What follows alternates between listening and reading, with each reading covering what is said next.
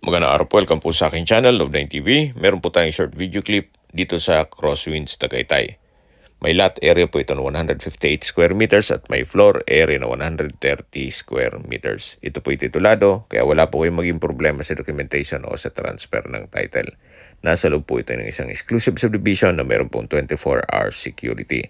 Meron din pong mga amenities gaya ng function hall, outdoor swimming pool, kiddie pool, Christmas village, may parks and playgrounds, at meron din pong coffee shop at restaurants dito sa loob mismo ng subdivision. Ito po ay ready for occupancy, kaya anytime po na ma-acquire nyo ito, pwede na pong lipatan kaagad.